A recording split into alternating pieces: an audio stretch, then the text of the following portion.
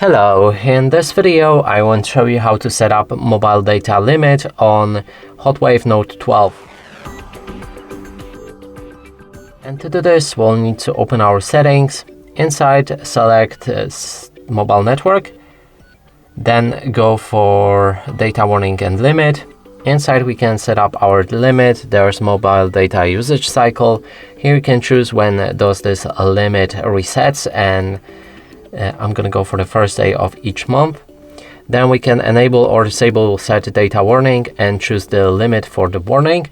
That means you'll receive the warning when you reach certain amount of data that you can enter right here. Then there's a set data limit itself. You can activate it, then adjust the limit right here. You can enter your amount of gigabytes and also switch it to megabytes.